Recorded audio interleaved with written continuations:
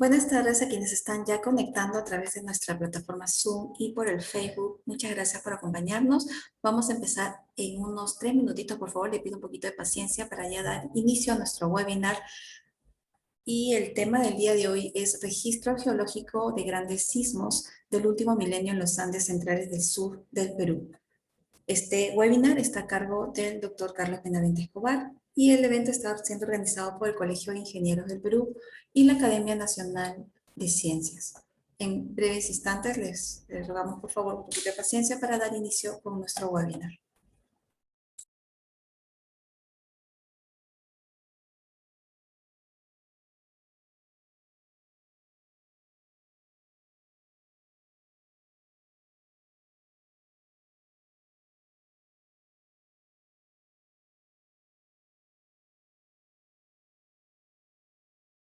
Nuestro webinar, por favor les pido su atención, le vamos a proyectar un video informativo. Adelante con el video, por favor.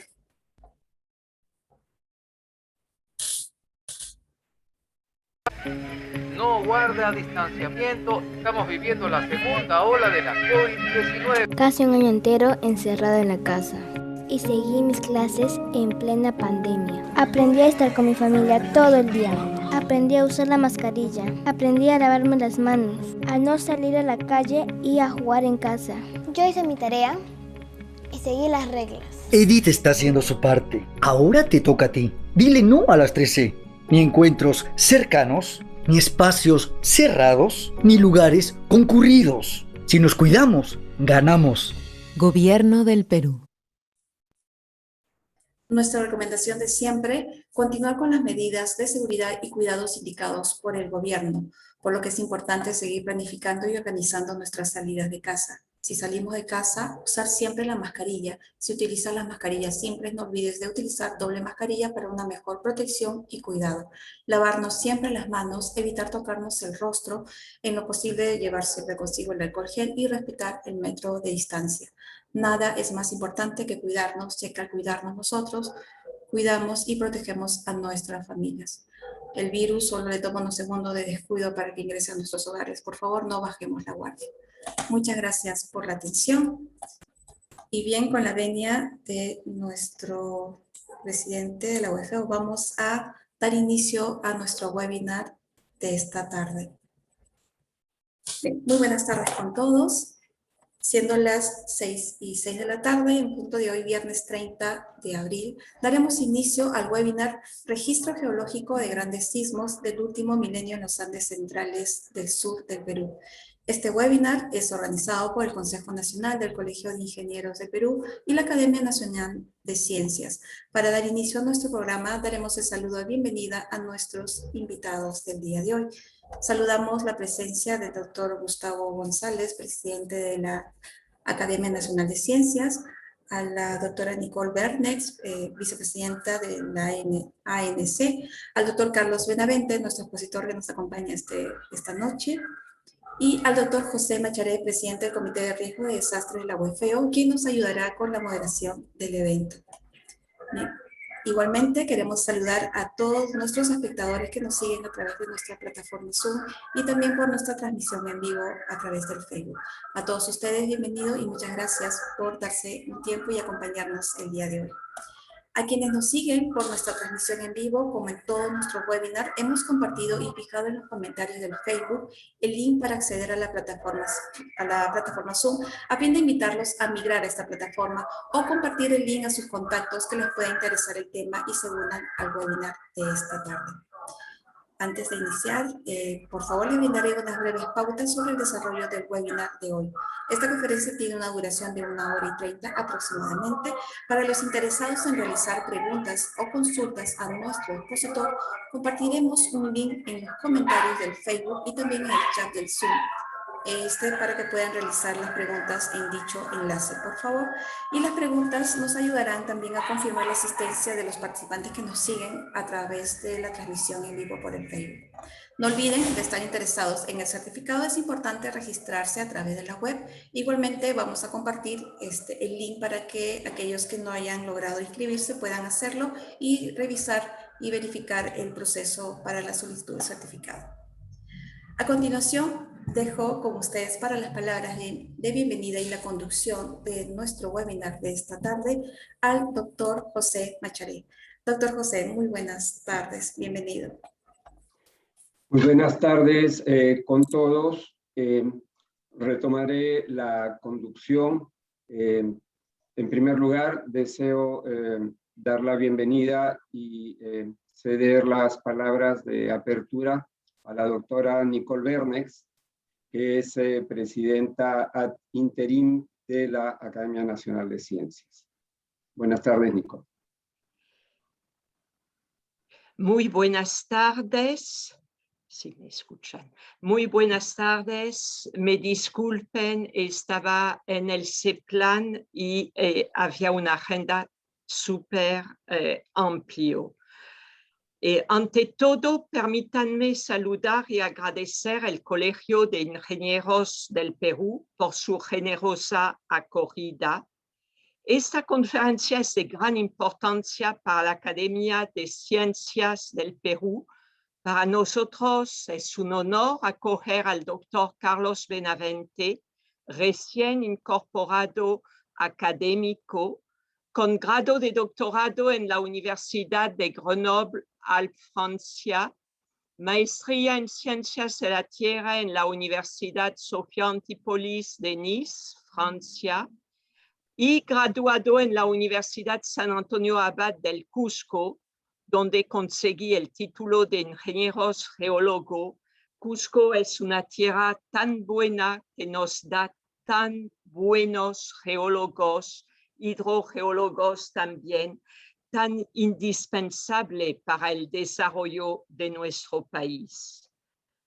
Para la Academia Nacional de Ciencias, siempre la primera conferencia es de suma importancia. Y esta conferencia va a tratar de los grandes sismos del pasado registrados por la geología. A lo largo de mis años de docencia en la PUC, pude observar el interés que generaba este tema. También hace algunos años, cuando escribí con María del Carmen Tejada el Manual de Gestión Municipal del Riesgo de Desastres, me pareció muy importante hacer memoria. No se puede despertarse al riesgo de desastres si anulamos, si olvidamos, si no fortalecemos nuestra memoria. Es así que logré reconstruir una cronología de los terremotos a lo largo del Virreinato y los alumnos que ven eso recién se dan cuenta que había muchísimos terremotos ocurridos en el siglo XVI, XVII, XVIII, XIX, ¿no? Que están referidos, cuya importancia puede variar de 7 a 8.5, como el del 19 de octubre de 1609 en Lima, donde 500 casas, en aquel tiempo era mucho, fueron derrumbadas, o otros que hicieron muchísimo más muertos, mucho más desastres, como el de 1725 en Trujillo, y tantos otros. Tenemos una tendencia a olvidar, y es muy importante consolidar nuestra memoria y nuestra memoria del riesgo. Nuestra percepción para estar más prevenido ante el riesgo de desastres. Lima es parte del cinturón de fuego del Pacífico. Los sismos son parte de la normalidad, mientras que un silencio geológico muy largo, no. Sin embargo, ¿cuántas veces nos toma desprevenido el terremoto? A pesar de todas las políticas, las normativas, los libros de historia escritos sobre ellos. ¿Cuántas veces sucede? El testimonio más reciente ha sido el del 15 de agosto de 2007, que indudablemente todo el mundo aquí presente se recuerda. Por eso es tan importante acoger entre nosotros un académico que se inscribe en este número de académicos, miembros de Ciencias de la Tierra en nuestra Academia Nacional de Ciencias, y le dejo la palabra. Muchísimas gracias nuevamente al Colegio de Ingenieros del Perú. Muchísimas gracias, ingeniero Benavente, y bienvenido. Bien, muchas gracias, doctora Bernex. Gracias por las palabras de introducción y de bienvenida. Para introducir el tema, en realidad los grandes sismos, aquellos que han causado muchos daños, son de los que se ocupa la gestión del riesgo de desastres. Y esta conferencia se enmarca y es organizada por la Academia Nacional de Ciencias, pero también con su correspondiente grupo de interés en el Colegio de Ingenieros, que es el grupo de trabajo de gestión del riesgo de desastres. Este es un grupo que tiene ya más de 4 años o 5 años de actividad continua, y es el representante en nuestro país del Comité de Gestión del Riesgo de Desastres de la WFEO, que es la Federación Mundial de Colegios de Ingenieros, y este Comité Internacional de WFEO está hasta este año bajo la dirección justamente del grupo peruano, lo cual es un honor, pero es una responsabilidad grande. Los grandes sismos que nos preocupan tienen que ser estimados en cuanto a su distribución en el tiempo.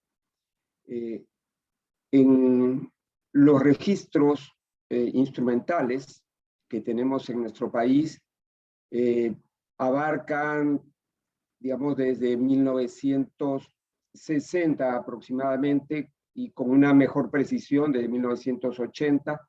Entonces es un registro relativamente corto. Como explicó la doctora Bernex, la investigación histórica permite extender ese registro para ver cuántos sismos grandes han ocurrido en el registro histórico. Entonces esto nos permite ir quizá hasta 500 años más atrás. A partir de allí, pues hay que acudir a los registros que nos da la geología en archivos geológicos, que son el motivo de esta presentación. Para mí es un gusto especial presentar al doctor Carlos Benavente Escobar. En realidad es un amigo personal de hace mucho tiempo, por lo cual me da más gusto todavía. Su formación ya ha sido mencionada. Él es ingeniero geólogo, Universidad del Cusco, tiene una maestría y doctorado en las universidades de Niza y de Grenoble en Francia, y ya tiene casi 15 años, cerca de 15 años de experiencia como investigador y director de investigaciones de proyectos con el INGEMET, donde hemos seguido empujando estas iniciativas de paleosismología, de paleotsunamis, es decir, de los registros de estas grandes catástrofes en el pasado. Sin más, entonces dejo con ustedes al doctor Benavente. Carlos, por favor, bienvenido y muchas gracias por tu presentación. No, muchas gracias, doctor, por la presentación. Muchas gracias a la doctora también Bernex por la brillante introducción. Definitivamente es un tema que va a dar mucho y que da mucho que hablar, y es un placer realmente hoy día poderles enseñar los resultados que venimos obteniendo a partir de estos 15 años de investigación. Voy a compartir la pantalla. Creo que ya está. Está ¿Sí? ok. Sí. Perfecto, gracias. Entonces, nuevamente, muchas gracias a todos ustedes. Muchas gracias por la brillante presentación. El enfoque ya me sirve de mucho para el inicio de las primeras diapositivas y lo van a poder observar. Mi agradecimiento por ello. Lo que yo voy a hacer ahora es compartir con ustedes estos nuevos resultados de grandes sismos en el último milenio en los Andes centrales del sur del Perú. Son datos muy novedosos, muy importantes y que van a servir a la planificación del territorio. Tienen que servir, tienen que tener un efecto directo en la gestión del riesgo de desastres. Y se hace con un equipo de trabajo, investigadores jóvenes que se vienen formando desde la universidad y ahora ya investigadores robustos que están sus nombres en la parte inferior: Brian García, Anderson Palomino, Lorena Rosell, Enoch Aguirre, Fabricio Delgado. Y en la parte inferior también tenemos investigadores asociados de universidades e institutos de investigación, universidades como Cambridge, Oxford, el IRD, claro que sí, el ISTER en Francia y el Servicio Geológico de España. Entonces, sin más, vamos a comenzar con la presentación. Y esta básicamente es una imagen del planeta Tierra y la distribución de los sismos. Estos círculos con diferentes diámetros muestran la magnitud, y los colores, la escala de colores que están en la parte inferior, muestra básicamente la profundidad en la que a la que se generan estos terremotos. Con esto quiero mostrarles de que vivimos en un planeta vivo, en un planeta que está continuamente en movimiento, y el motor es la tectónica de placas. Al tener sismos a diferentes profundidades y de diferente origen, vamos a diferenciar dos: los sismos por subducción, que son estos sismos que se generan en los límites de placa, ¿de acuerdo? Por ejemplo, en el caso de Perú, tenemos lo que es la placa de Nazca, en la interfaz de la placa de Nazca y la placa continental. Estos sismos de subducción que pueden o habitualmente generan tsunamis. Cuando vemos este diagrama, vemos que estos sismos generan magnitudes importantes, elevadas, de 8. En la parte superior vemos en números, por ejemplo, en el 8, 6, que es la frecuencia en los últimos 100 años. Este gráfico nos va a enseñar la estadística de los últimos 100 años. Y cuando vemos la correlación, sí, la correlación, vemos que hay un impacto, pérdidas de vidas humanas, importantísimo, y esta escala en el eje de las Y está en miles, Entonces hay una implicancia clarísima que una magnitud de esta clase de sismos va a generar pérdidas de vidas humanas, claramente, como dijo también la doctora Bernex y el doctor Macharé.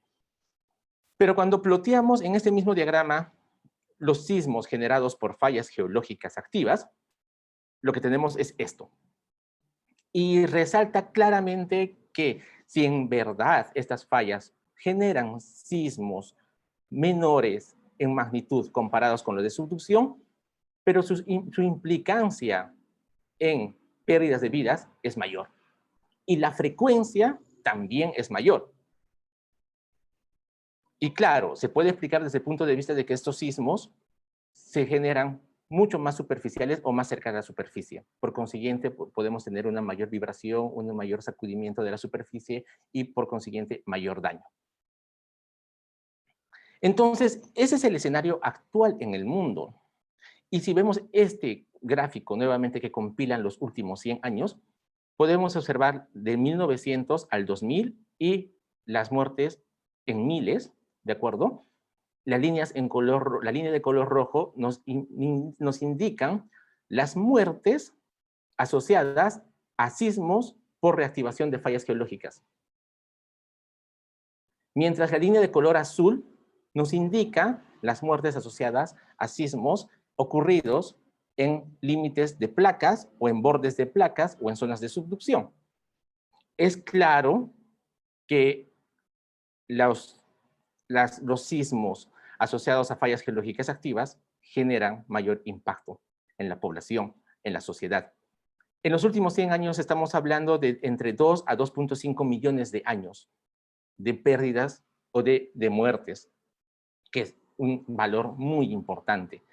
¿A qué conlleva esto en realidad? Esto conlleva a que genera o generó un desafío grande en la comunidad científica, que es básicamente el que tenemos que identificar fallas geológicas activas, que es algo que no está bien trabajado hasta el momento en el mundo, ¿de acuerdo? Y con esto contribuir realmente a lo que es la planificación del territorio. Tenemos que tener en cuenta que el crecimiento urbano no planificado está conllevando a que se esté construyendo cerca a fallas geológicas activas o sobre fallas geológicas activas, lo que incrementa terriblemente la amenaza. Entonces, el punto de partida es, desde ya, identificar las fallas geológicas activas, estudiarlas y posteriormente estimar el peligro sísmico.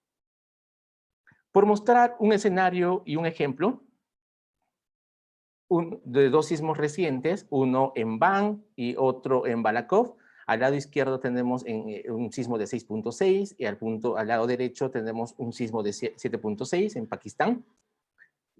Pueden observar que la infraestructura, construcciones están destruidas al 100%. El mensaje de esta fotografía es de que si nosotros visitamos Google Maps, actualmente podemos observar que en estos sectores se están volviendo a construir y en las mismas condiciones. Quiere decir que realmente tenemos esa tendencia a olvidar, como mencionó la doctora Bernex. Pero si vamos a un ejemplo de Perú, porque los hay, recordemos el sismo de 1950 del Cusco. Este sismo, según el reporte de la UNESCO, generó el 60 o el 70% de daños o colapso total de viviendas inhabitables en el Cusco. Se puede observar al lado izquierdo una fotografía del Servicio Aerofotográfico Nacional, donde se observa la cuenca del Cusco, para esta época de 1950. En este sector se reportaron realmente grietas, liquefacción, muchos procesos geológicos. Actualmente, el Cusco, el escenario es este, y hay una expansión lógica. Es clara que es una expansión, y es necesario también una expansión lógica, es una expansión demográfica. Pero si tenemos una expansión no planificada, no controlada, no supervisada, y tenemos viviendas, porque esta es una fotografía tomada de las nuevas viviendas en Cusco, que no consideran columnas, vigas, o no consideran las normas técnicas de construcción, estamos realmente incrementando la amenaza. Por hacer un paréntesis y poner un ejemplo, el 2013 presentamos un libro sobre las fallas geológicas en el Cusco, donde identificamos cerca de 23 zonas con riesgo sísmico. Precisamente el 2013 se inauguraba esta iglesia en Paruro. Paruro está muy cerca a la ciudad de Cusco, 35, 40 minutos en carro. Y Paruro era una de las zonas identificadas con peligro sísmico. Esperábamos un sismo de 6, según los estudios en las fallas geológicas. En 2014, el sismo de Misca generó precisamente este escenario. Destrucción en viviendas y esta iglesia colonial que había sido recién restaurada y presentada nuevamente fue dañada. Entonces, es claro que la importancia de estos estudios y que nos puede dar un escenario del peligro sísmico. Con este enfoque, ¿qué es lo que debemos hacer? Básicamente, primer paso, identificar la fuente sísmica. Y cuando hablo de identificar la fuente sísmica es identificar las fallas geológicas activas. Y una vez identificadas las fallas geológicas activas, lo que vamos a hacer es estimar el peligro sísmico. Quiere decir calcular la magnitud y recurrencia que estas fallas pueden generar. Y hacer correlaciones sobre sus implicancias con antiguas civilizaciones. El hecho de hacer estos dos puntos es muy importante porque vamos a ampliar la ventana de observación. Eso es muy importante para tener un real escenario del peligro sísmico del país, de un área, de una región. Y posteriormente voy a ocuparme de la interacción entre la ciencia y sociedad. Sobre estos tres puntos es que se va a tratar la presentación y vamos a comenzar con la identificación de las fallas geológicas activas. Conceptos básicos. Una falla geológica es una discontinuidad o una zona de debilidad en la corteza Por ejemplo, en este diagrama vemos una zona, una fractura a lo largo de 60 kilómetros, que al moverse se puede generar en profundidad el hipocentro, y esto se va a traducir en vibración, sacudimiento del terreno, lo que vendría a ser el sismo. Una falla geológica activa es la que una posible o una futura reactivación va a conllevar o va a afectar el desarrollo de una sociedad, por decirlo en términos sencillos. Entonces, básicamente, cuando hablemos de una falla geológica activa, nos tenemos que imaginar rápidamente como una zona de debilidad en la corteza profunda, y que su movimiento va a generar un sismo. Un ejemplo, vamos a hacer de cuenta que la parte superior de esta línea azul es la superficie terrestre. La superficie terrestre, esta es una profundidad de 0 a 60 kilómetros, que es la corteza, y la falla geológica está representada por esta línea de color roja. En este sector es que se va a generar el sismo, ¿de acuerdo? ¿Qué es lo que pasa? Pasa, básicamente, que el sismo se genera y se tiene una zona de ruptura. La zona de ruptura a lo largo de esta zona de debilidad de la corteza, que es la falla geológica activa. Los colores en rojo, básicamente, están representando la aceleración y se atenúan con los colores verdes. Y, básicamente, a lo largo de la zona de ruptura, cómo se atenúa también esta aceleración. Y eso es lo que genera, como dije anteriormente, la vibración del terreno y el colapso de infraestructura, de viviendas y las pérdidas de vidas humanas, claro que sí.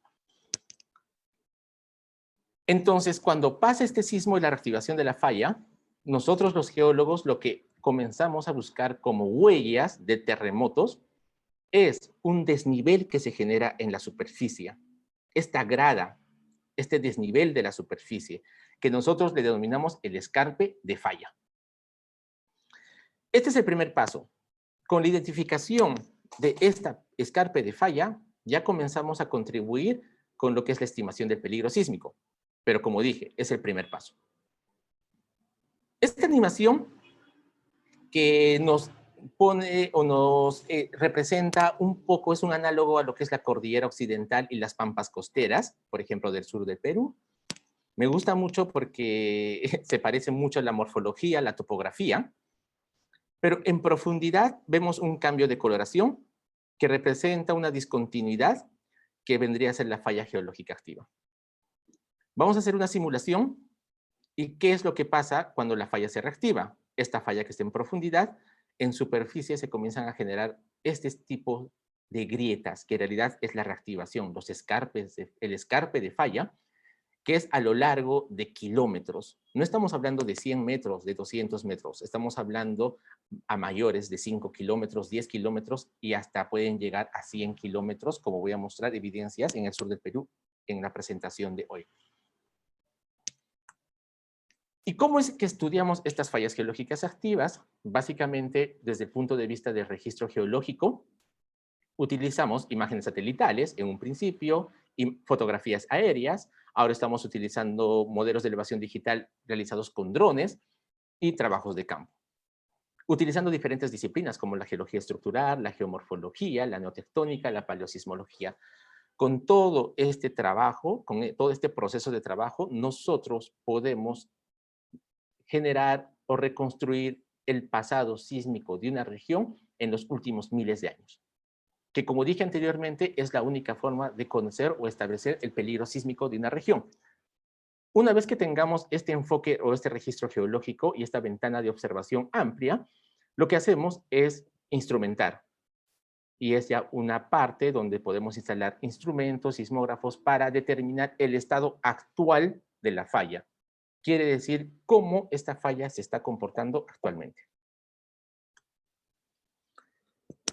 Como antecedentes, esta metodología se viene aplicando, claro, con algunas mejoras por la tecnología, claro está, porque por poner un ejemplo, mejoras en dataciones de radiocarbono 14, mejoras en, antes se cartografiaba sobre imágenes satelitales de 30 metros, ahora podemos cartografiar sobre imágenes satelitales de 5 centímetros, 5 centímetros por píxel o 10 centímetros por píxel que estamos elaborando con drones.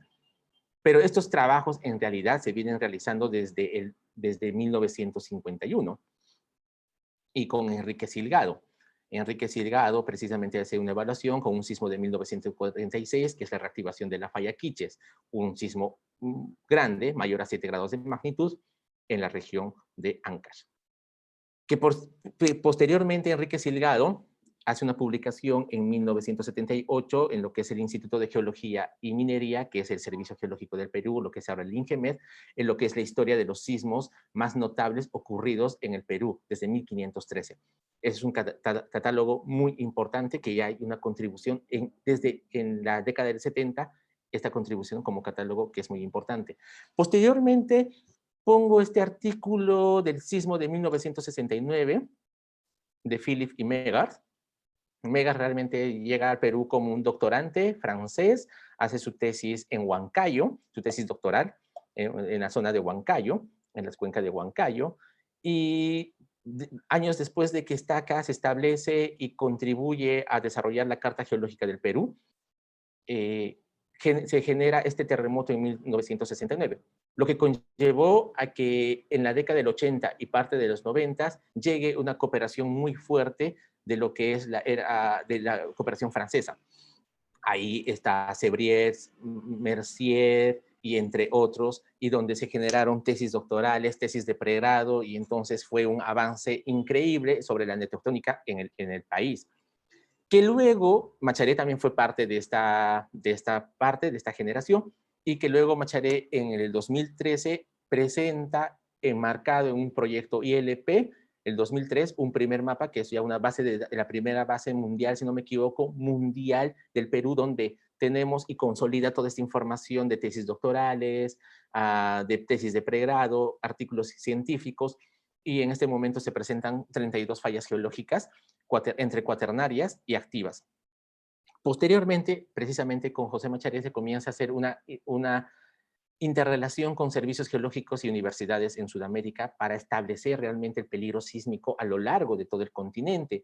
Tenemos que tener en cuenta que las fallas no es que se paren en los límites fronterizos, sino son expresiones geológicas que no tienen estos límites imaginarios, fronterizos o políticos.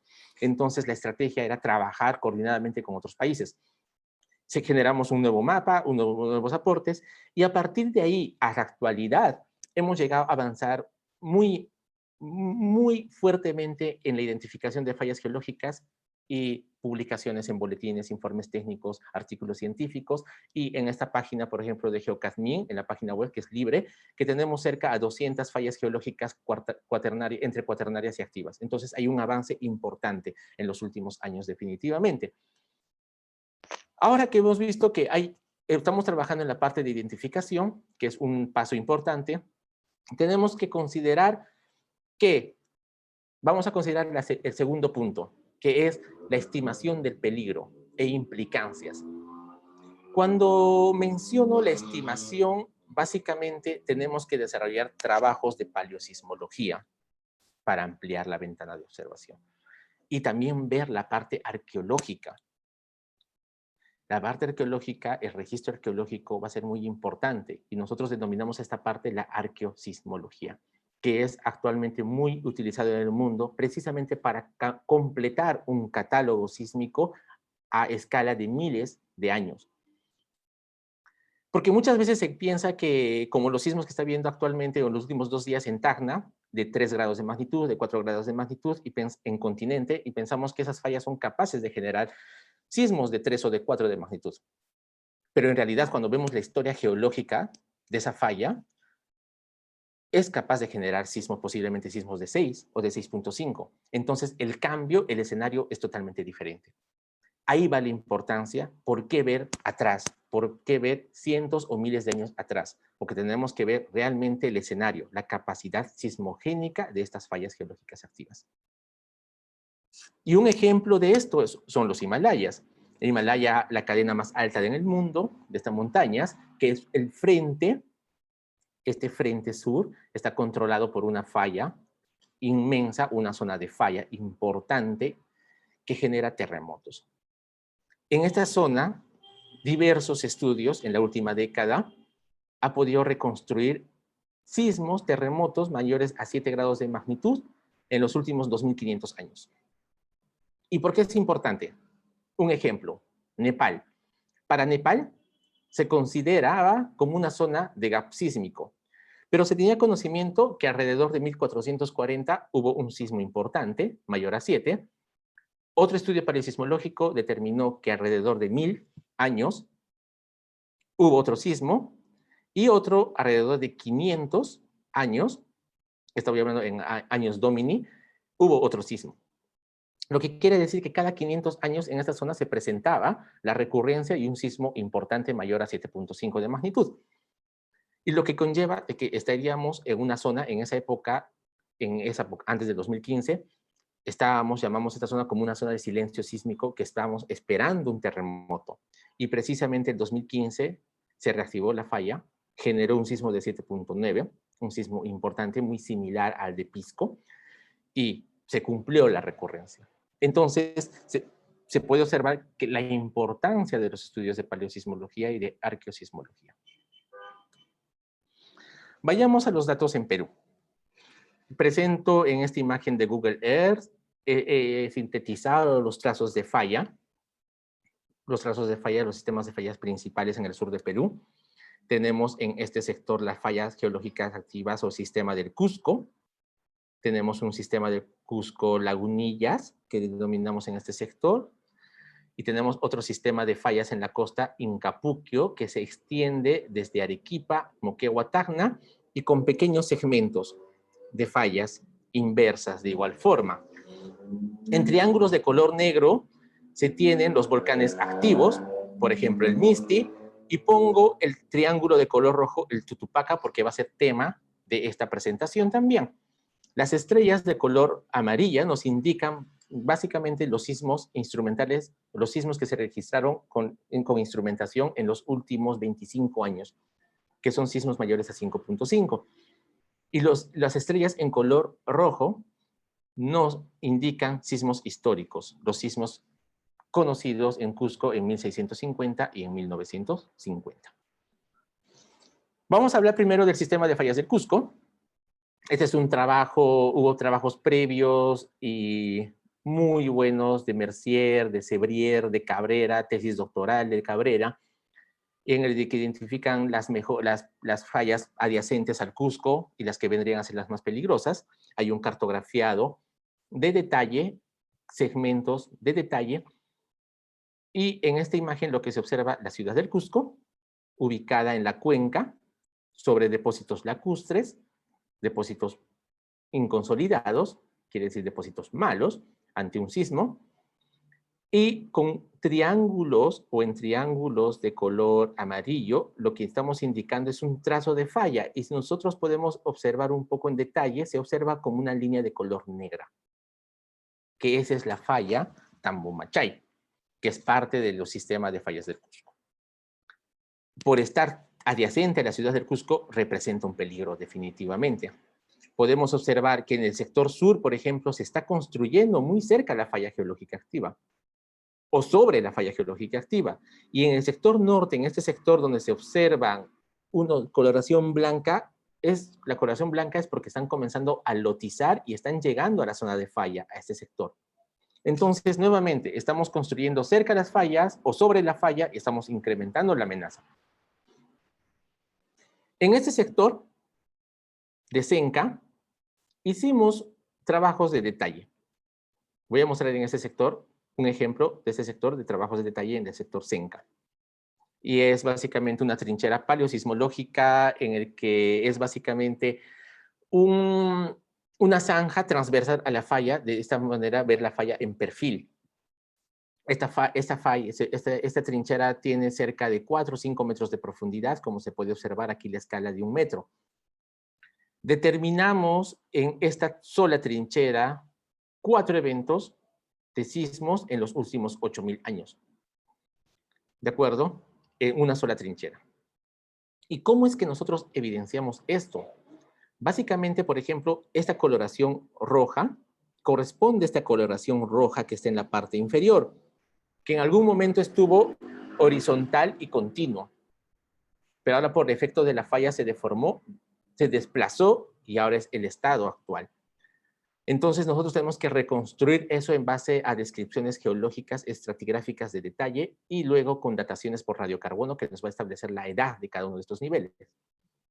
Es decir, si tenemos niveles de suelo de roca horizontales sin deformación, luego tenemos la reactivación de la falla en color rosada, hay un desplazamiento de estos niveles, claro, pero en el mismo momento o casi al mismo momento se genera la erosión de esta superficie o de este escarpe de falla o de esta grada en la superficie, que nos va a generar lo que nosotros conocemos como cuña coluvial.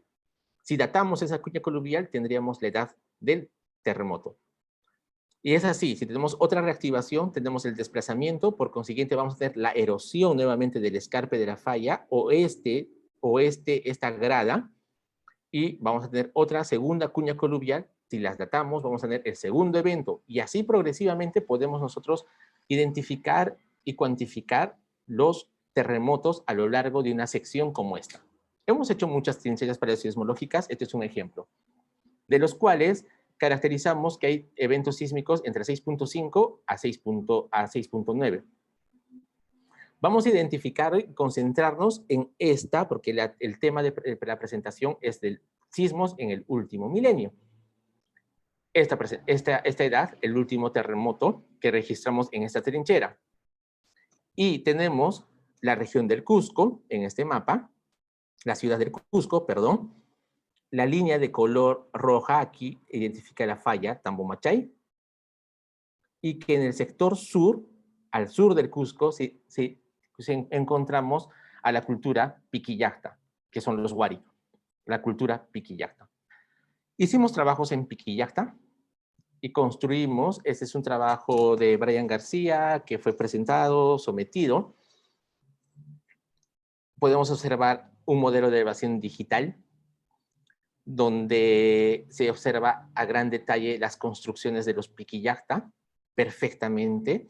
Hay una resolución de 5 centímetros por píxel. Las líneas de color amarillas nos indica un escarpe de falla, por donde pasaría un segmento de la falla Tambomachay.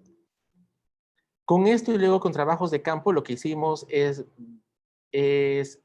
medir, porque encontramos que los muros estaban inclinados o colapsados o bandeados y todos en una sola dirección. Y es básicamente en la dirección en la que se propaga la onda, que en este caso sería la falla Tambomachay, como propaga realmente la deformación. Y también encontramos muestras de carbón y de raíces, que es básicamente, con esto estamos datando el momento en que se colapsan estos muros, ¿de acuerdo? Y todos están alrededor de 1000 años, más o menos 30 años. Es un dato interesante. Pero cuando observamos en la parte alta de los Piquillactas, vemos esta especie de cárcavas, estas quebradas bien frescas, bien jóvenes, una expresión geomorfológica joven. Y cuando comenzamos a caminar por este sector y observamos en la parte alta de los Piquillacta, del recinto de los Piquillacta, observamos un flujo de detritos, que la fuente precisamente es una de estas cárcavas. El modelo de elevación digital de precisión puede conllevar esto. Entonces, lo que quiere decir, y encontramos dos muestras, dos de carbón, perdón, y las edades son de 1000 años. Hay una correlación interesante acá. Tenemos un terremoto en el año 1000. Tenemos muros colapsados, 5 muestras que indican que es alrededor de 1000. Y tenemos un flujo, o lo que es un huaico, un flujo de detritos, o lo que es un huaico, datado en 1000. Nos invita a pensar que hay una correlación clara de que hay un sismo importante que puede generar, o generó, en este caso, un proceso de movimiento en masa en una época donde había bastante humedad. Cuando correlacionamos este año 1000 con el core de Quelcaya, básicamente en el año 1000 hay mucha precipitación o hay mucha humedad. Por consiguiente, el escenario sería este. ¿Y qué pasó después de 1000? Vemos de que aparentemente, según datos arqueológicos, los Piquillacta abandonan este sector. Entonces, vemos que hay una implicancia entre estos procesos geológicos con la cultura, con los Wari. Vamos a ir a 1400 y me considero un apasionado por la cultura inca y en realidad por la cultura peruana. Y comenzamos a indagar un poco en lo que es la bibliografía, arqueología, historia. Y encontramos un libro de Teresa Gisbert, muy lindo, recomendado. Y en este citan una crónica de Santa Cruz Pachacuti. Es una crónica, si no me equivoco, de 1813. Ahorita no me acuerdo, no tengo muy seguro. Pero en esta crónica se describe lo siguiente. Dice que llegó la nueva al Cusco. Hubo un milagro que como una yavira, un amaru, una serpiente, había salido del cerro Pachatusan. Este es el cerro Pachatusan. ¿De acuerdo? Y dice que una muy fiera bestia, media legua de largo, nos está indicando la distancia ya, en kilómetros, esta zona. Entonces, que la serpiente, el amaru, ingresa por Pachatusan, el inicio de la ruptura del terremoto, y dice después, continúa la crónica, que se dirige hacia Yuncaypampa, que vendría a ser la zona que conocemos actualmente como Yuncaypata, que es esta, que es la zona de falla. Seguimos en la zona de falla. Y que luego se dirige hacia Cinca, que vendría a ser lo que conocemos nosotros actualmente como el Cerro Senca. Es un término quechua. Y que luego termina o desaparece este amaru en una laguna denominada Quibipay. Actualmente no existe esa laguna Quibipay, pero lo que nosotros sabemos geológicamente es que cuando se ocurre ese tipo de rupturas en superficie por terremotos, se generan a lo largo de la traza de falla una especie de charcas de agua o lagunas, y que básicamente lo que observaron ellos es de que una charca de falla generada por la ruptura en superficie, y que le denominaron la laguna Quibipay. Es muy interesante, es un registro histórico realmente interesante e importante que tenemos que tomar en cuenta para también lo que es el peligro sísmico. Y entonces, perdón, y acá hay otro dato interesante que dice que por causa de este amaru o de esta serpiente, Pachacute puso a su hijo el nombre de Amaru Inca Yupanqui. Entonces es realmente un relato brillante, espectacular.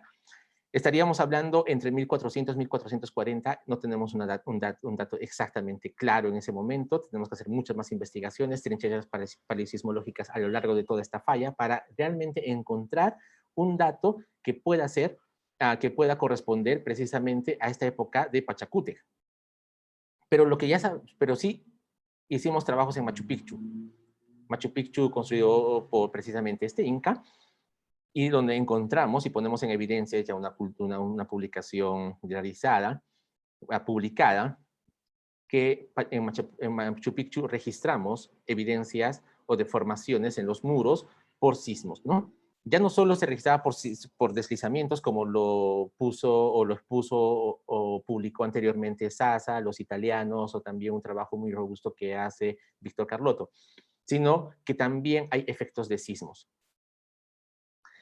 Y después también publicamos precisamente esta crónica histórica interesante del amaru. Y cuando nosotros observamos esta sombra que está acá en la superficie, vemos como una especie en realidad de serpiente, que es la ruptura superficial. Cuando una falla se reactiva, genera este tipo de morfología o de forma, que cuando caminamos en Cusco se puede observar la representación, por ejemplo, de los amarus, ¿no? En la época inca. Es una correlación interesante, hay mucho más que investigar. Cuando está en campo en otros sectores en Cusco, hay sustento o hay crónicas de antiguos cusqueños que mencionan precisamente que aparentemente que este amaru ingresaba a subsuelo y su movimiento generaba precisamente que tiemble toda la tierra, y lo que ellos veían básicamente era la ruptura de la falla, la reactivación de la falla. Es interesante. Muy bien, entonces observamos que en Cusco, el sistema de fallas de Cusco, tenemos un sismo en 1100 y tenemos un sismo en 1440 aproximadamente, y ambos de magnitud de 6.7 y de 7 de magnitud, a partir del cálculo de la longitud de la ruptura de la falla. Son datos ya interesantes, entonces hay una mayor información entonces en la región del Cusco, como se puede observar aquí. Ahora vamos a pasar a lo que es el sistema de fallas de Incapuquio, que es básicamente esta falla que está al borde de toda la cordillera occidental, que es esta, desde Arequipa hasta Moquegua, y que sí se extiende hasta Chile. Trabajos recientes lo que nos muestran es básicamente que entre Moquegua y Tacna, Aguascalientes, básicamente casi cerca de la frontera con Chile, hubo una ruptura que está representada acá en color rojo con bordes blancos. Una ruptura superficial reciente que estamos hablando de casi 140 kilómetros de ruptura, que es algo atípico, que nunca se había registrado una ruptura en los Andes centrales de esa magnitud. Es la primera vez que registramos. Ese es un artículo que lo acaban de aceptar en una revista Tectonics la semana pasada. Entonces pronto ya lo vamos a tener en las redes o en la web. Y lo que observamos básicamente es, este es un modelo de elevación digital, donde se puede observar la traza de falla o este escarpe o este alineamiento claro a lo largo de la falla Incapuquio. Y cuando observamos imágenes de fotografías de campo, se observan hasta desplazamientos de 13 metros, que ese no es que sea un evento o un desplazamiento único, sino es un acumulado, quiere decir varios sismos que puede generar esta grada o este desnivel tan importante. Pero también tenemos desplazamientos de 1.9, casi 2 metros. Otras fotografías donde se puede observar desplazamientos de 8.5 metros, de igual forma es un acumulado, no es que sea un solo desplazamiento, sino es la acumulación de varios, y desplazamientos más frescos o más recientes de 2.2 metros.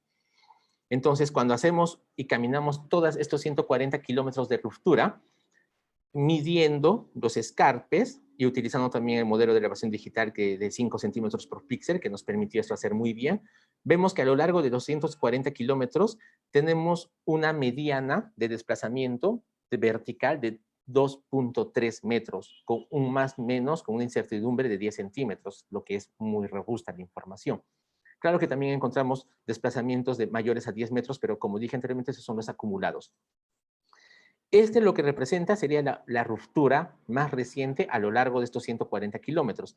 Cuando nosotros trasladamos esta información realmente a lo que a fórmulas, básicamente nos está dando un terremoto de 7.5 de magnitud, con un desplazamiento que varía entre 2.3 y hasta 3, hasta 4 metros por algunos sectores.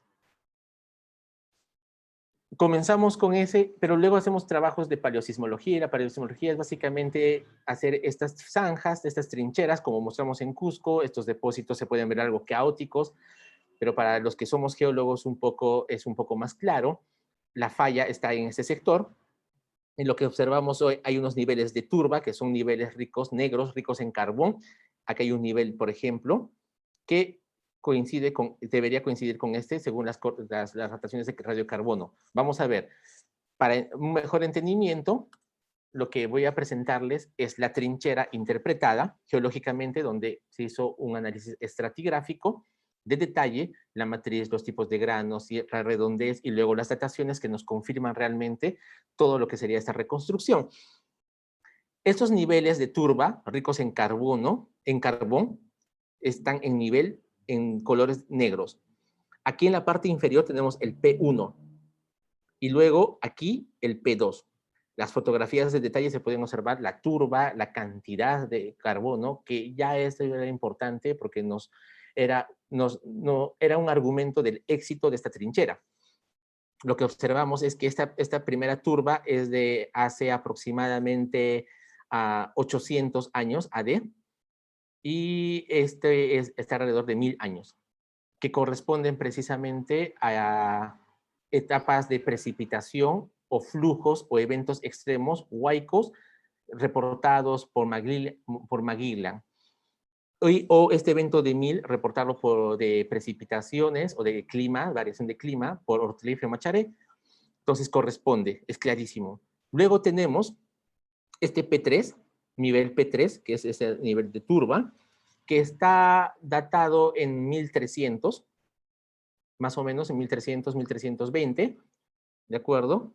Este es el promedio de la edad, y que se trunca en esta línea de color negro que es la falla geológica. Se trunca, ya no tiene continuidad.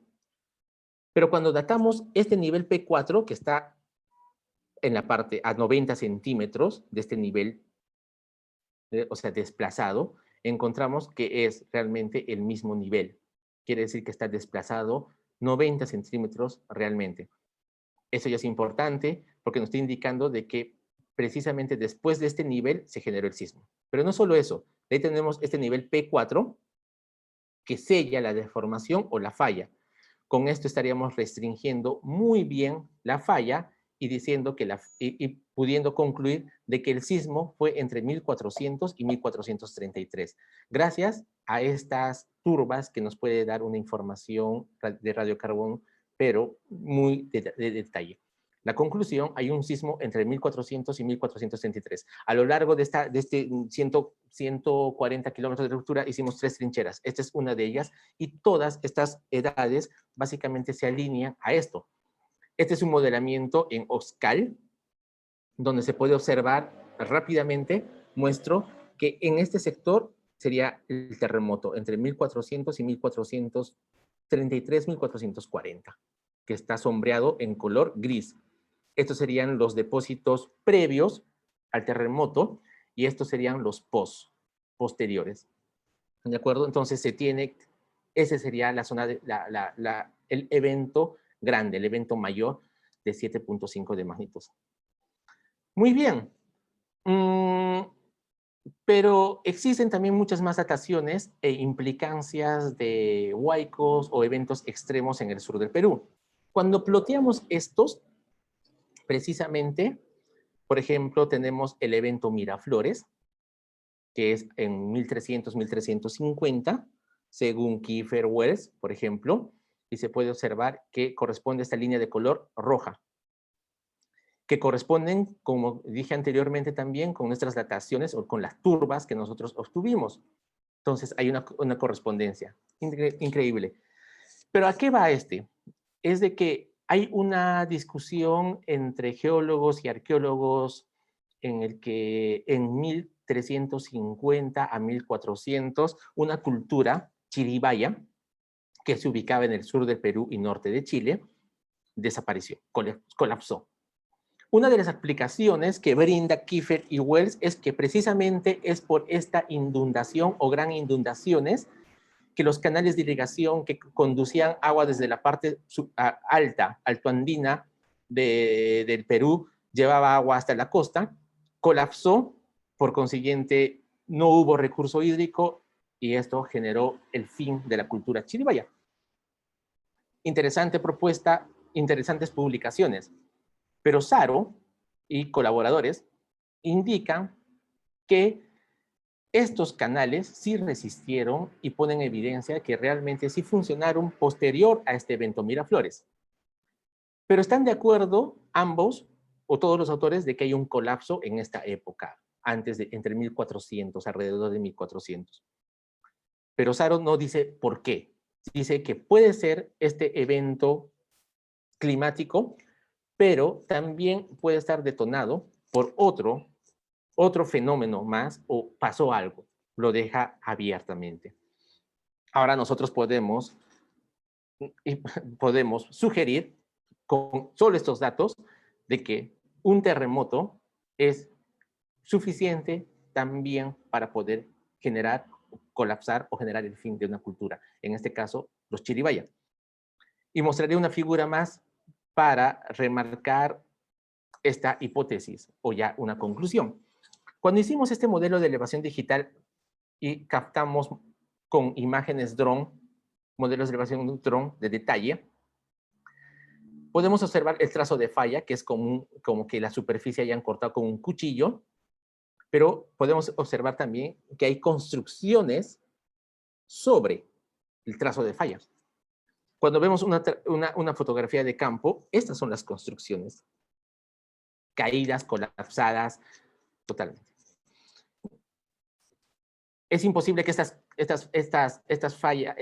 construcciones hayan sido construidas después del desplazamiento de la superficie o de la restitución de la falla, porque se observa claramente los muros desplazados. Por consiguiente, es un argumento más para decir que realmente un sismo de esta magnitud o la reactivación de la falla Incapuquio detonó el fin de esta cultura chiribaya. Claro que puede ser con un acoplamiento, claro, con algo climático, como pueden ser estos flujos. Entonces, proponemos de que ahora se tenga que introducir el tema de sismos o de reactivación de fallas al posible colapso o impacto en antiguas culturas. Con esto es que tenemos entonces una ruptura, un área de ruptura que está señalado con este elipsoide de color amarillo, un sismo en 1440 de 7.5, un sismo grande. Muy bien, ahora vamos a pasar finalmente a este ejemplo de la falla Purgatorio Mirabe, que es un segmento de la falla Incapuquio. ¿Qué es básicamente esta falla Purgatorio? Que es, como dije, un segmento de Incapuquio. Tenemos en este modelo de elevación digital también de detalle este trazo de falla que se ve claramente que afecta la superficie. Hacemos algo similar que en Incapuquio y reconocemos desplazamientos grandes, que son los acumulados, y también desplazamientos o los últimos desplazamientos, que también están alrededor de 2 metros, de 2.2 metros de desplazamiento, el último evento. Hicimos precisamente unas trincheras utilizando retroexcavadoras. Aquí se puede observar, por ejemplo, en el fondo del valle, cómo los depósitos aluviales están desplazados. Hay una grada aquí. O sea, estamos trabajando entonces sobre la última reactivación. Este es un modelo de elevación digital con dron. También trabajamos con un LiDAR, que es un escáner terrestre, para tener la mayor precisión, la mayor resolución. Y se puede observar también el desplazamiento del fondo del río, aquí los depósitos, claramente, por la falla, ¿no? Incapuquio. Perdón, Purgatorio. A lo largo de 60 kilómetros hacemos el mismo trabajo que en Incapuquio y encontramos que hay una ruptura de 2.4 metros, una media, a lo largo de 60 kilómetros. Interesante. ¿Qué nos dice esa trinchera, esta excavación que estamos haciendo en la falla geológica Purgatorio? Encontramos cada línea, cada cuadrado es 1 metro, el lado 1 metro, para que tengan una idea de la profundidad. Lo que tenemos aquí es roca desplazada y puesta sobre sedimento. Esta es la formación Moquegua, que es una formación muy antigua, de hace millones de años, y que está sobreimpuesta sobre depósitos aluviales o fluviales. Cuando determinamos y comenzamos a hacer trabajos de paleosismología, hacemos la interpretación. En un terreno árido nos sorprendió encontrar estas conchas y raíces, porque es un terreno catalogado como hiperárido.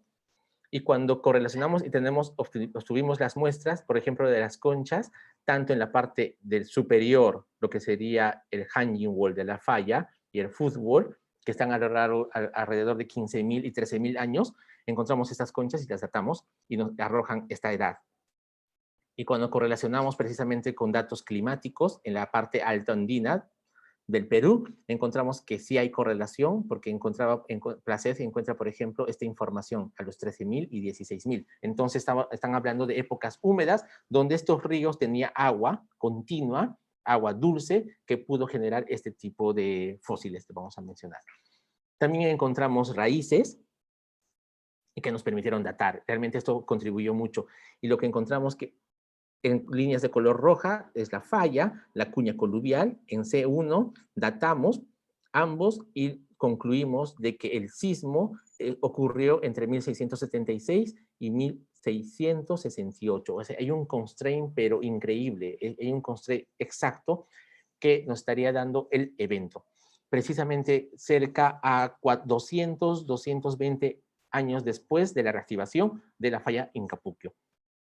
60 kilómetros de ruptura, 2 metros o 2.5 metros de desplazamiento nos da una magnitud de 7.2. Ploteamos la información de radiocarbono y encontramos precisamente lo que mencioné en la trinchera, un evento de 7.2 entre 1780 y 1800. Entonces ya estamos hablando de dos eventos grandes, realmente grandes en la costa peruana. Pero ¿qué también pasa un evento geológico en esta época? Samaniego y colaboradores, colegas del INGEMES, del IRD, generan un espectacular artículo, un artículo muy bonito sobre una erupción reciente del Tutupaca. Una erupción con una avalancha muy grande. Y cuando ploteamos esos datos, precisamente en esta información de radiocarbono, lo que tenemos es que todo se restringe, porque la conclusión de este artículo es de que alrededor de 1790 a 1802 se genera esta erupción. Lo que observamos, hay una cronología muy bonita, muy clara de este evento. Entonces, la pregunta es, este sismo cortical cercano a la falla, porque está a 40 kilómetros del volcán, ¿pudo detonar la erupción? Bueno, es un trabajo que estamos realizando actualmente en el modelamiento de la deformación estática y dinámica. Se conocen cuando hay sismos en subducción, como se muestra en esta diapositiva, que cuando hay un sismo de subducción hay un efecto en la zona de volcanes, hay una expansión volumétrica, hay una expansión que hay una dilatación importante, hay reactivación de fallas normales, por consiguiente hay una circulación de fluidos y esto que puede alterar una cámara magmática, considerando un sismo de subducción que estaría, en el caso de Tutupaca, mucho más lejos que la falla purgatorio. La falla purgatorio está a 40 kilómetros y la zona de subducción o el sismo de subducción estaría más de 100 kilómetros o 150 kilómetros, solo como dato. Entonces, es interesante esto. Si hay una falla inversa mucho más importante cerca a Tutupaca, podría generar precisamente esta expansión volumétrica y generar la erupción de este volcán. Y tenemos precisamente un artículo recién publicado el año pasado donde demostramos que cuando hay un sismo de subducción, por ejemplo el del año 2001, que está en esta figura en la parte inferior derecha, el sismo de Arequipa, que antes del sismo no se registraban muchos sismos normales, pero después del sismo se incrementó la actividad de sismos normales, quiere decir la dilatación. Entonces, esto es a partir nuevamente de un sismo de subducción, pero ¿qué pasaría con un sismo cortical más cercano a la cámara magmática, más cercano al volcán? Entonces, pensamos que el efecto va a ser similar, pero actualmente estamos trabajando, como dije, en el modelo dinámico de la deformación dinámica y estática, y todo está apuntando en que sí hay un efecto de esta reactivación de esta falla, y hay un link, hay una correlación clara entre la reactivación y la erupción. Con esto es que generamos este elipsoide más una zona de ruptura de un sismo de 1790 de mayor a 7 grados de magnitud. Los signos de interrogación reflejan de que tenemos que seguir realizando trabajos, por ejemplo, en la otra sector de la falla en Capuquio, para determinar la recurrencia y cuándo se reactivó esta falla. Sabemos que es una falla activa, sabemos que los trazos de falla son clarísimos, pero necesitamos realizar ese tipo de trabajos para también tener el intervalo de todas estas rupturas y tener un constraint muy interesante o una reconstrucción cronológica de la historia sísmica en esta región. Bueno, sismicidad y sociedad. Es clara que los sismos generan muertes, pero también hay impacto en billones. Esta es una información con los sismos últimos en billones. Entonces, por consiguiente, impacta directamente a la sociedad o el crecimiento socioeconómico de un país o de una región. Pero también es interesante cuando vemos un terremoto, impacta también, en este caso de Japón, el 28% de personas que murieron fueron entre 19 a 59 años. Entonces quiere decir que es básicamente la sociedad trabajadora, ¿no?, de un país que muere y por consiguiente hay un impacto realmente en un desarrollo del país. Entonces se comienzan a generar todo este tipo de estadísticas que realmente van a impactar. Lo que tenemos que hacer es básicamente que la ciencia, los científicos se tienen que acercar mucho más a las comunidades, a los comunicadores, a las autoridades, a los tomadores de decisiones y ser parte de la gestión, ser parte de la política para la gestión del riesgo de desastres. Bueno, comentarios finales, no quise poner conclusiones. Básicamente vimos que las fallas geológicas activas pueden generar sismos superiores a 7. Es clarísimo. Y tenemos que contribuir, estos resultados tienen que contribuir a actualizar normas técnicas, como es esta norma técnica 030, que es para la construcción de edificaciones sismoresistentes, que considera, a excepción de esta zona 3, que es en el norte del Perú, considera solo sismos de subducción. Debemos de comenzar a considerar sismos, considerar reactivaciones generados por fallas geológicas activas. ¿Y cómo así? Ya con el equipo, con un grupo de investigación del sur de todo el continente sudamericano, hicimos esto y lo que vimos es de que cuando hacemos el modelamiento de aceleraciones con la información que les acabo de mostrar, vemos que el sur del Perú puede generar o alcanzar aceleraciones de 0.9, que en la norma técnica considera aceleraciones de 0.45. Por consiguiente, estamos subestimando mucho lo que es el peligro sísmico.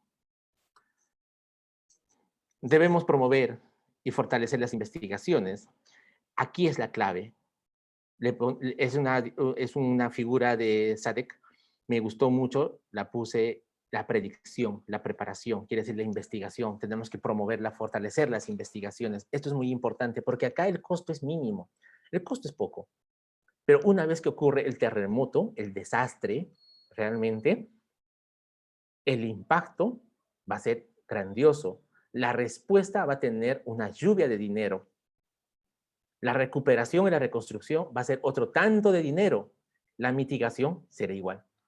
A este SADC le llama el ciclo sismo ilógico, que deberíamos poner un poco más de dinero en lo que es la preparación, la investigación, el fortalecimiento de la investigación, porque realmente estos datos van a contribuir a poder generar un buen plan de la construcción de un gasoducto del Perú, a tener un proyecto minero, a tener una represa bien estructurada, una hidroeléctrica, un campo geotérmico bien estructurado y no tener problemas posterior a la construcción de estas obras de infraestructura que contribuyen al desarrollo de un país. Entonces, finalmente, la estimación del peligro sísmico debe ser integral, es decir, requiere diferentes especialistas, geólogos, geofísicos, historiadores, arqueólogos. Esta conferencia uno de los objetivos que tengo es convocar además especialistas a que se integren. La estimación del peligro sísmico no puede ser solo del geólogo, no puede ser solo del geofísico, sino es realmente un trabajo integral, diferentes especialistas para entender la parte histórica, para entender la parte arqueológica, y que es la única manera que podemos contribuir a una planificación del territorio, a una protección del patrimonio cultural y a una gestión de riesgo de desastres. Y la última diapositiva, concluyo con este dicho, con esta frase de Séneca: un terremoto es un mal que se extiende por todas partes. Es inevitable y perjudicial para todo el mundo. Además de la destrucción de personas, casas y ciudades enteras, puede hacer desaparecer naciones e incluso naciones enteras sin dejar rastro de lo que ha sido alguna vez. Eso fue dicho en esa época que estamos hablando de hace más de 2000 años en realidad. Muchas gracias. Muy bien. Bravo, Carlos. No se escuchan los aplausos, pero los estamos percibiendo en la red.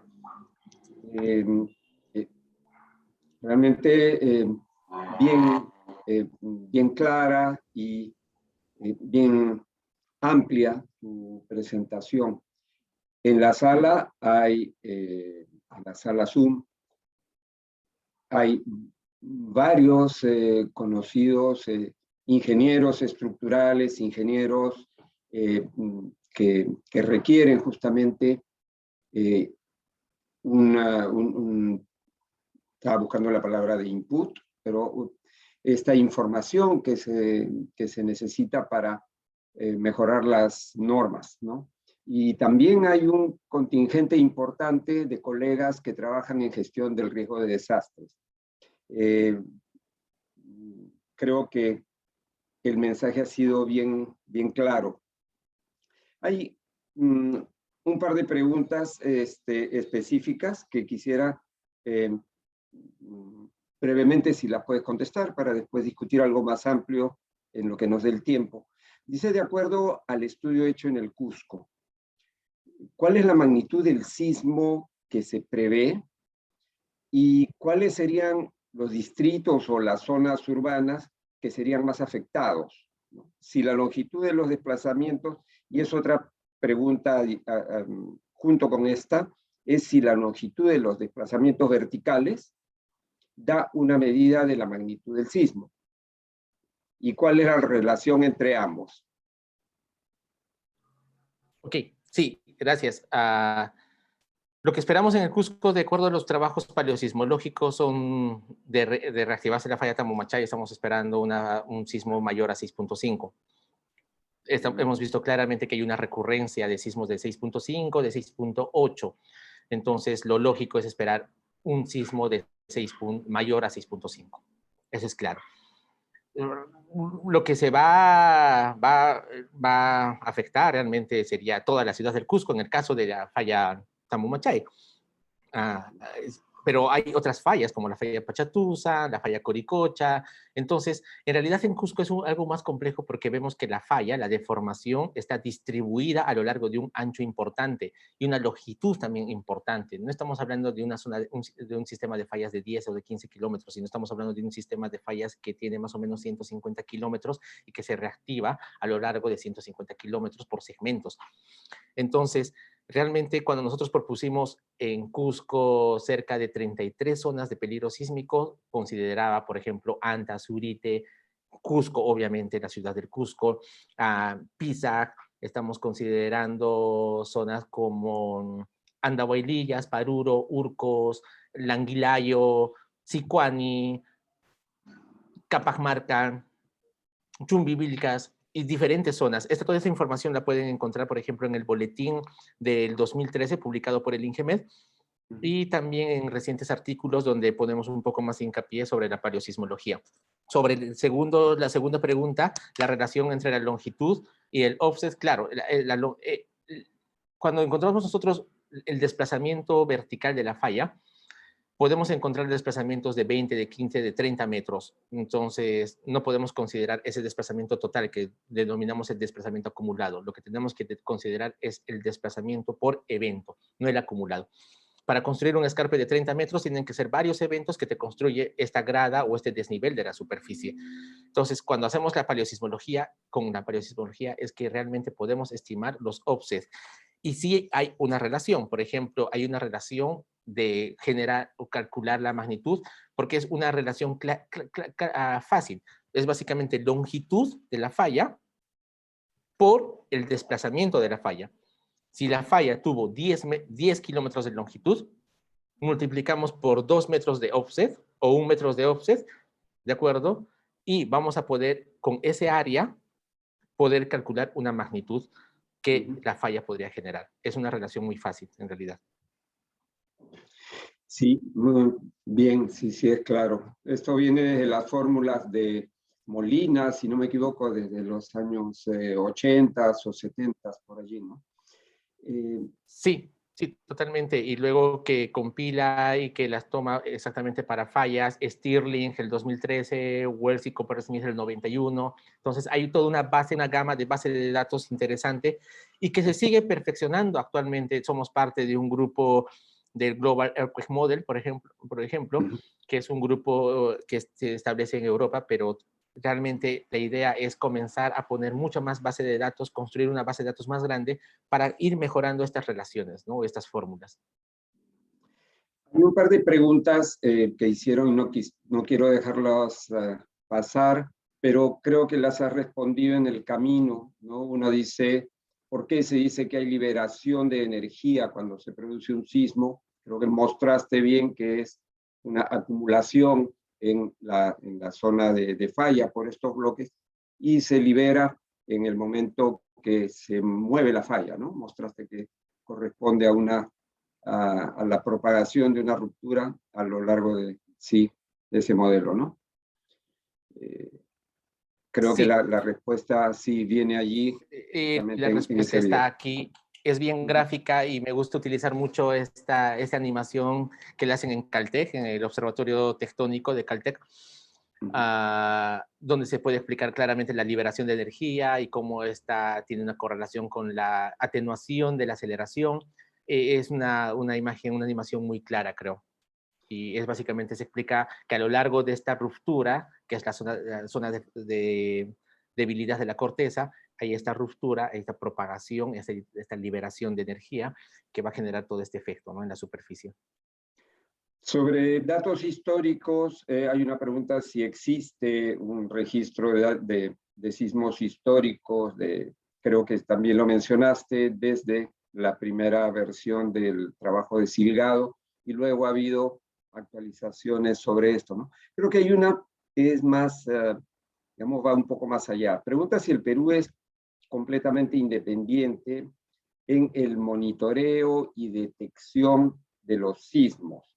Probablemente esto tiene que ver con la red sísmica, ¿no? Más bien que conoces, pero más bien el Perú está totalmente capacitado para lograr identificar y estimar el peligro relacionado con todas sus fallas activas, como lo que tú has mostrado, es decir, aparte de tu equipo en el INEMET, hay otros, hay suficientes, las universidades de diferentes ciudades del país, de diferentes regiones, están interesadas o conformando esto. Sí, hay... lo primero que me gustaría decir es de que para hacer un trabajo de estimación del peligro sísmico, realmente a nivel nacional se tiene y convocamos siempre la participación de la academia y otros institutos de investigación, porque realmente el trabajo que se tiene que hacer es titánico. No nos podemos abastecer en hacer un trabajo nosotros a lo largo del Perú de esta escala, de esta magnitud y con estos resultados tan claros, ¿no? Son muchos años de trabajo. Para eso convocamos a la academia, para eso, por ejemplo, convocamos a universidades. Hemos tenido muy buena respuesta, por ejemplo, del Cusco, que se han generado ya como unas 4 o 5 tesis de pregrado, ahora tesis de maestría que se están realizando. En Arequipa tenemos también esa voluntad, se ha generado eso, hemos generado escuelas de campo en el Valle del Colca para explicar precisamente estas fallas fabulosas que hay en el Valle del Colca.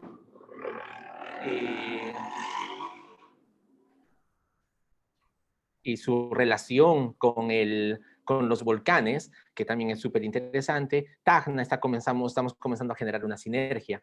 Entonces, sí hay un interés a partir de todo esto, pero no solo estamos convocando a la parte geológica, sino también estamos convocando a la parte de arqueológica, histórica, comunicadores. Queremos que hasta educadores, comunicadores es muy importante porque queremos llevar toda esta información realmente a que se pueda enseñar en la currícula. Qué bonito sería, por ejemplo, enseñar precisamente estos efectos de sismo en la época de Pachacútec, y que esto es claramente algo que detonó o que generó que Pachacútec pueda mejorar la manera de construcción y el Inca Pachacútec pueda mejorar la manera de construcción y generar una construcción sismo resistente. Eso es parte de gestión de riesgo, eso es parte de la educación de prevención, eso es parte. Entonces, hay una sinergia muy grande que podríamos generar, en realidad, pienso que en el Perú, hay una sinergia que estamos generando entre instituciones, con universidades de Argentina, Chile, Ecuador, Colombia, con universidades europeas. Entonces, como dije anteriormente en la presentación, realmente hay un desafío científico. Y para el desafío científico tiene que haber una cooperación múltiple, una sinergia múltiple, una sinergia robusta para cumplir con estos objetivos. Claro. La norma 030 debería ser actualizada inmediatamente, lo ponen entre comillas además. El micro se apagó. Ok, sí. La norma debe ser actualizada. Esa debe ser un mapa, no sé si el término está correcto, pero debe ser un mapa dinámico. Quiere decir que debe una constante actualización. Exacto. La información se está generando. La información es constante, la información realmente que se está generando día a día, vemos publicaciones, informes. Por consiguiente, esta norma no puede ser estática, tiene que ser dinámica. Entonces, se tiene que actualizar y tomar en cuenta claramente lo que son las fallas geológicas activas para esta norma. Eso es claro. Y tomando en la misma preguntas que hubo sobre el Cusco, nos dijiste, bueno, toda la ciudad del Cusco va a ser sacudida, ¿no es cierto?, remecida por un sismo, pero entre los distritos hay diferentes vulnerabilidades, es decir, hay zonas con construcciones más débiles y zonas con diferentes tipos de suelos. Es que las ciudades que tenemos en el Perú y que están sometidas a estos riesgos, se conoce en todas ellas, digamos, la distribución de la vulnerabilidad ante uno de estos sismos. Sí, para hacer un trabajo de esa magnitud tenemos que hacer un trabajo mucho más al detalle, que en este caso no se ha realizado para toda la ciudad del Cusco, por ejemplo. Pero lo que sí tenemos, para eso podríamos hacer un trabajo de, se me fue el nombre en este momento, pero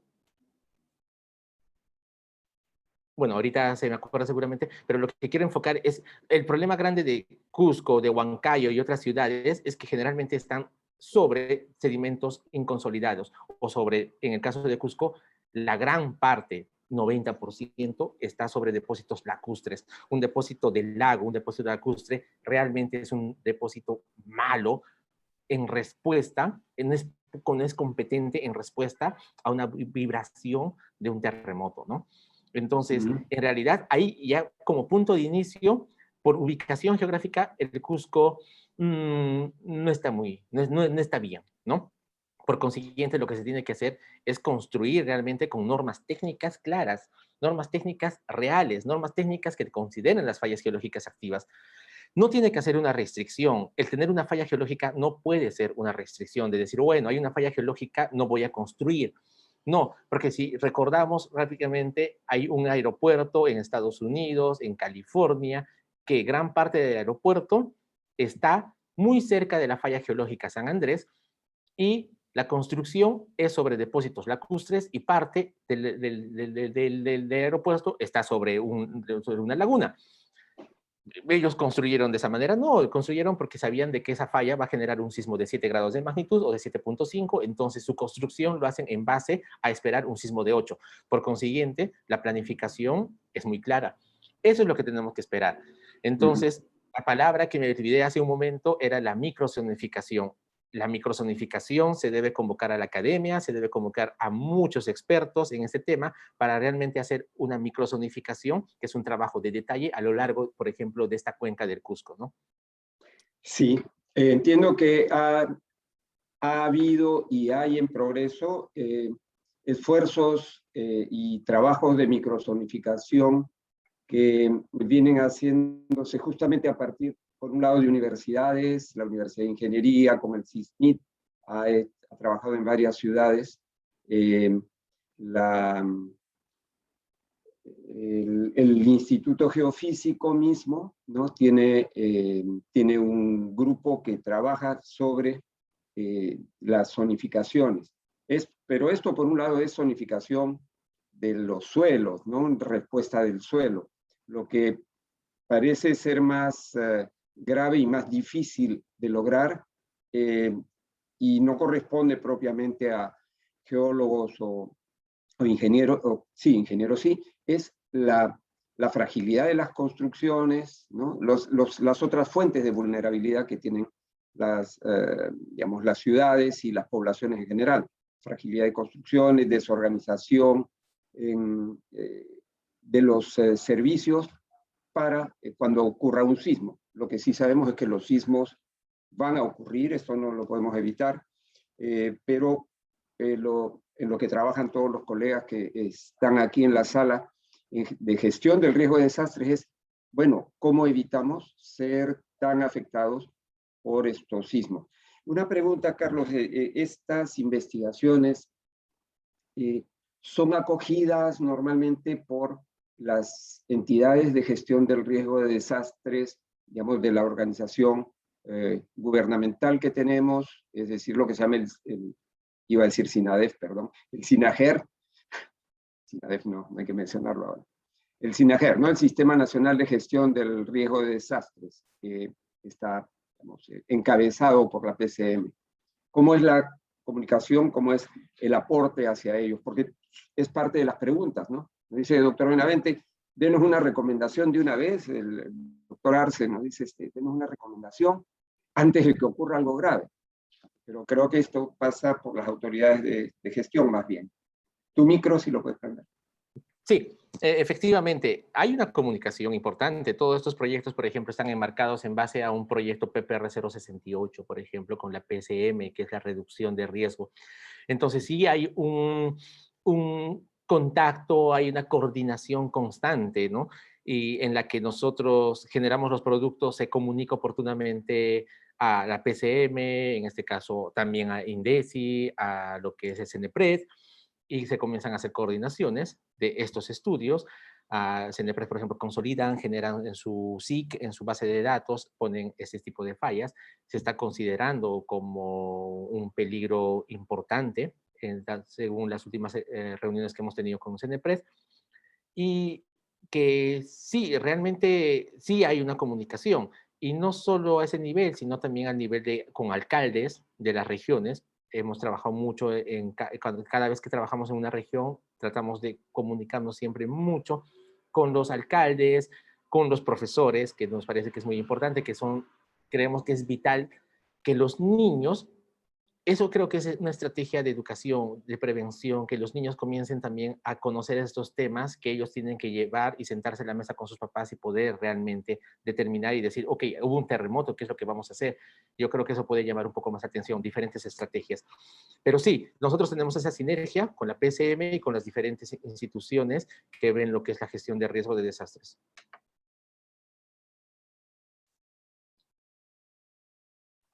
Una pregunta geológica puntual. Nos dicen si la erupción del volcán Huayna Putina, que ocurrió en 1600, que fue un enorme evento geológico en el sur del Perú, se ha puesto en relación con alguna desestabilización de tipo sísmico.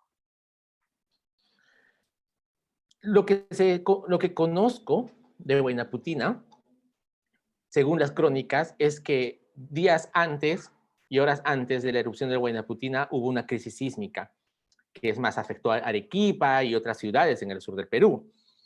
Entonces sí, hay la crisis sísmica clara, y creo que si llegó a afectar la ciudad de Arequipa, no estamos hablando de un sismo de 4, de 3, estamos hablando de sismos de magnitud más elevada. Realmente en la actualidad no hay un estudio que pueda generar este link como lo que estamos haciendo con Purgatorio y Tupupaca.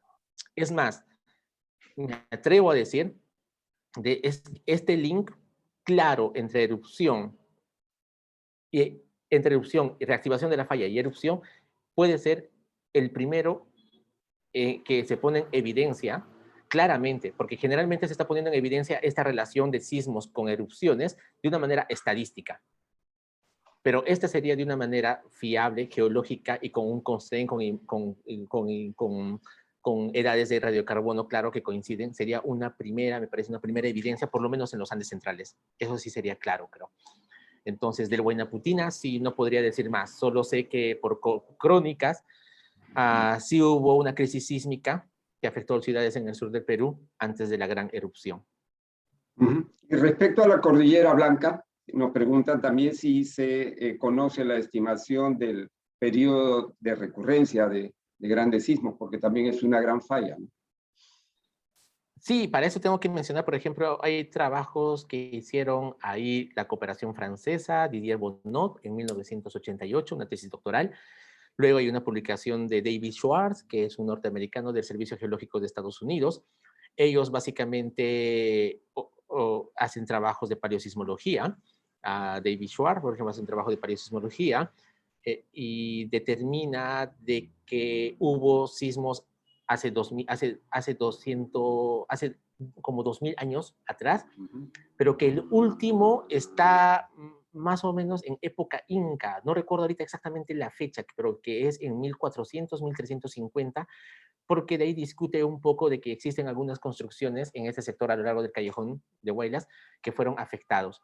Entonces, hay una recurrencia, pero con estos datos de paleosismología también se conoce de que esta falla es capaz de generar sismos mayores a 7.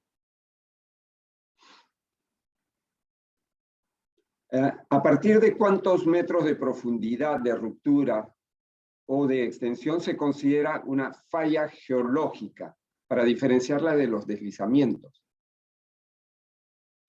Los deslizamientos son unos procesos gravitacionales que pueden tener 100 metros, 200, hasta, vamos a decir, gigantes, como conozco en Chumbes, por ejemplo, en Ayacucho y Apurímac, 1000 metros, ¿no? Unos procesos de deslizamientos.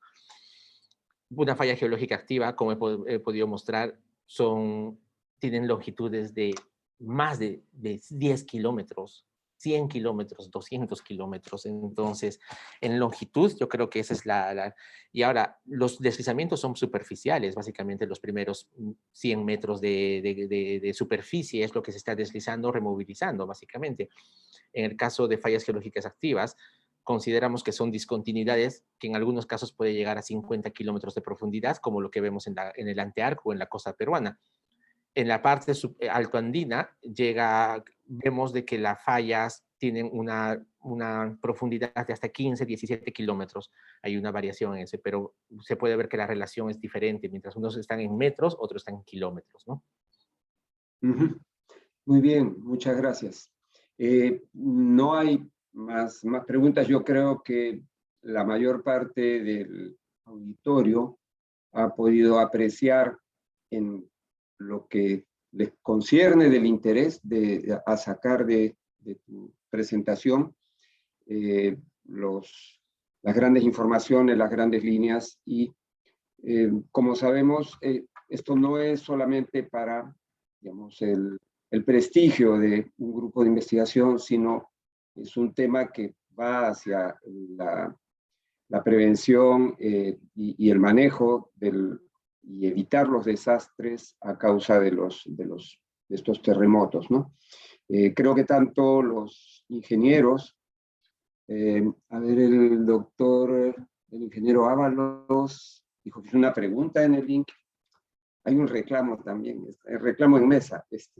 No sé cuál de ellas es, quizá Liz puede ayudarme, porque tenemos 3 minutos más para terminar, para cerrar la sesión. Está bien, perfecto.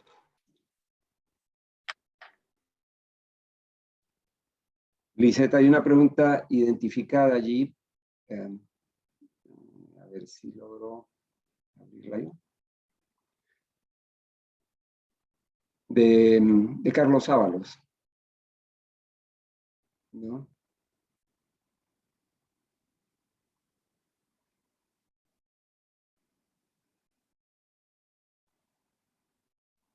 Bueno, nos parece que todas habían sido respondidas, las que tengo que vinieron por la... Aquí estoy viendo una de Carlos Miguel Ábalos. ¿Sí? A ver. Sí, Quizás sí. En el chat me dice, pregunta, yo puedo leerlo, en el Perú, ¿cuál es el nivel de identificación de fallas geológicas por regiones? Esa es la pregunta. Sí, en identificación de fallas geológicas activas, con el INGEMED ha podido hacer trabajos de detalle en la región Cusco, ya publicados, Arequipa, Moquegua, publicado, y Tacna, que sale en pocos días, pocas horas, como pan caliente, que también ya está publicado. Estamos trabajando este año y el próximo año, los próximos 3 años, en la actualización de detalle de estas fallas geológicas activas en la región Puno, Ancash, La Libertad. Sí, Entonces, una vez que terminamos todo lo que es el sur del Perú, estamos comenzando a trabajar en paralelo Ancash, La Libertad. Sí, Ancash, sí, exactamente, en las 3 regiones. Al ingeniero Ramón Valle podríamos, creo, hacer la pregunta sobre si la falla del Morro Solar de aquí de Lima está totalmente inactiva o podría causar sismos todavía. Creo que lo puedes tranquilizar. Sí, me parece que la falla se considera como una falla que no es activa, ¿no? Una falla antigua. Entonces no va a generar terremotos o sismos. Muy bien. Creo que nos hubiera gustado tener más tiempo todavía para conversar y discutir más. Estamos muy orgullosos del lado de la Academia Nacional de Ciencias, de tu incorporación como académico, y conocemos además siempre de tus contribuciones en el grupo de trabajo del Colegio de Ingenieros. Lo que desearíamos es que pueda haber más equipos de investigación, porque en el momento que alguien preguntó si somos independientes, somos libres, seámoslo siempre, en realidad hay muchas publicaciones todavía con nombres extranjeros, y creo que hay sitio, ¿no?, para que hayan más investigadores en estos temas. No sé qué te parece. Totalmente de acuerdo. Como dije, uno de los objetivos de esta presentación es que tenía que convocar a muchos especialistas. Realmente hay mucho trabajo que hacer. El trabajo que tenemos que hacer es, sí, es verdad, es investigación, es ciencia, pero lo que nosotros queremos hacer es ciencia aplicada. Eso tiene que ser claro. Es una de las filosofías que tiene ahora el INGEMED, que como servicio geológico lo que tenemos que hacer básicamente es resguardar y contribuir a lo que es la gestión de riesgo en este punto de vista. Entonces sí, está comenzando a haber ya mucha contribución, como dice, ya de peruanos. Hay muchas publicaciones, como por ejemplo, en los últimos 2 años, muchas publicaciones, o más que todo, las publicaciones que se han generado los últimos 2 años han sido realmente de peruanos. Obviamente con colaboradores, obviamente sí, contribuimos porque eso va a seguir, vamos a seguir colaborando, pero ya eso te remarca de que hay un interés y están generándose especialistas en esta temática, que es muy importante. Al momento de escribir un artículo, quiere decir que estamos generando personas que son especialistas en temas específicos. Lo que imagino de acá a unos años es poder tener grupos de trabajo, grupos de investigación, grupos multidisciplinarios que puedan coordinar y poder generar trabajos como el que he tratado de mostrar ahora de sismos, terremotos, geología, arqueología, historia. Es más, con biología también ahora lo he mostrado, porque por ejemplo hemos hecho trabajo de unos cores en una laguna para ver exactamente cómo fue el abandono de los Piquillacta después del sismo, porque se ve clarísimamente con análisis micropaleontológico que han hecho también biólogos. Entonces, hay una interacción realmente espectacular que se puede generar en Perú y hay especialistas en Perú que pueden generar toda esta sinergia. Bien, muchas gracias, Carlos Benavente. Gracias a las autoridades del Colegio de Ingenieros que han acogido la reunión, gracias a las autoridades de la Academia Nacional de Ciencias. Sí, adelante, Nicole. Una última cosa antes que el doctor Marchare cierre. Tenemos que remitirle, como se hace en toda ceremonia de incorporación, la medalla de la Academia Nacional de Ciencias. Lo haremos cuando volveremos a la normalidad. No lo hemos olvidado, queremos decirlo públicamente, porque, como lo dijo el doctor Marchare, ha sido una gran conferencia, le agradecemos mucho por eso, y queda una ceremonia en el post-COVID. Muchas gracias, José, tienes la palabra. Perfecto. Muy bien. Sí, perfecto. Muchas gracias, doctor. Y me gustaría, Carlos. Sí, 10 segundos, Muchas gracias a usted, muchas gracias a la doctora Bernex. Definitivamente es un honor pertenecer a la Academia Nacional de Ciencias. Definitivamente vamos a seguir trabajando con el único objetivo de seguir impulsando la ciencia en el Perú. Muchas gracias. Gracias a usted. Ok, gracias a los técnicos, la parte técnica del Colegio de Ingenieros que nos ha ayudado con la transmisión, a Karim de Eventos, a Liz, nuestra secretaria del Comité de Gestión de Riesgos y Desastres, y a todos los participantes, a todos los asistentes, y esperamos tenerlos pronto en una nueva conferencia. Buenas noches con todos. Buenas noches con todos. Buenas noches. Buenas noches.